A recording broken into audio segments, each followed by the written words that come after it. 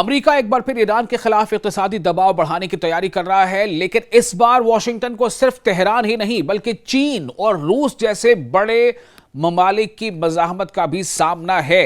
चीन ने वाज़ेह अल्फाज में कहा है कि ईरान के खिलाफ नई अमरीकी पाबंदियां और इक्तिसादी जंग किसी मसले का हल नहीं है और बीजिंग अपने जायज मफादात का तहफ़्फ़ुज़ हर हाल में करेगा। आप देख रहे हैं न्यूज़ 18 का सोशल मीडिया प्लेटफॉर्म। मैं हूं विशाल आजम। दोस्तों, इस बार अमेरिका के लिए कहते हैं ना कि टेढ़ी खीर साबित हो रहा है ईरान।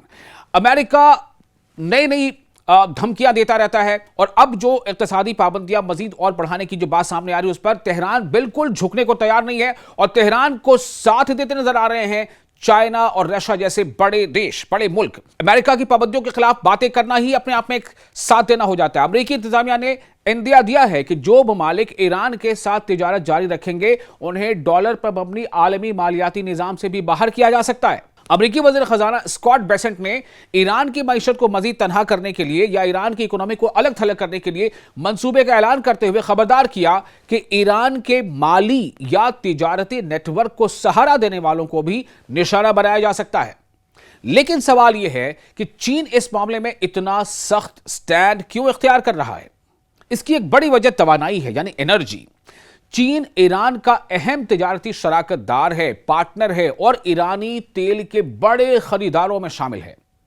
बीजिंग का स्टैंड है कि यकतरफा पाबंदियां जिन्हें अक़वाम मुत्तहिदा यानी यूनाइटेड नेशंस की मंजूरी हासिल न हो, बैनुल अक़वामी क़वानीन के मुताबिक नहीं होती।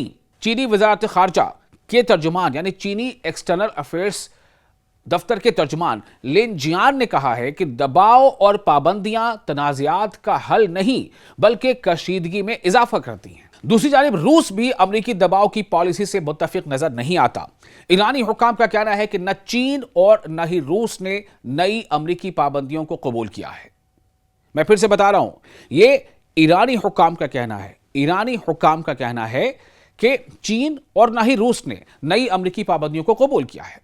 मॉस्को माजी में यानी पास्ट में भी ईरान के खिलाफ यकतरफा अमरीकी पाबंदियों पर तनकीद करता रहा है और मौजूदा सूरत हाल में भी वो वाशिंगटन के बजाय सिफारती रास्ते पर जोर दे रहा है। यानी वाशिंगटन ने जो इक़दाम अभी उठाए हैं पाबंदियों के, ईरान ने भी सख्त रद्द-ए-अमल दिया है।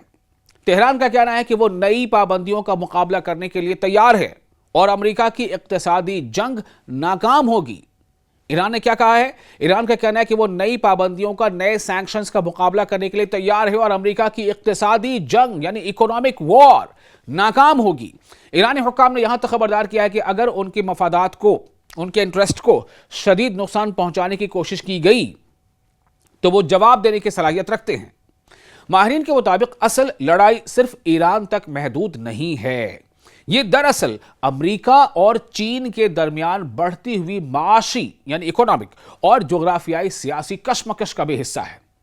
अगर वाशिंगटन ईरानी तिजारत से वाबस्ता चीनी कंपनियों या बैंकों को निशाना बनाता है तो इसके असरात आलमी तेल मार्केट, सप्लाई चेन और अमेरिका चीन ताल्लुकात पर भी पड़ सकते हैं।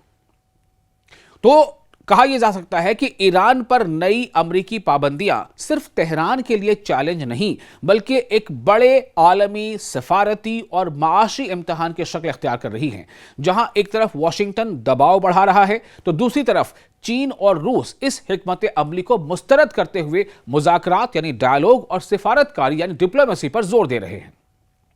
आने वाले दिनों में यह कशमकश आलमी सियासत का एक अहम मौजू बन सकती है।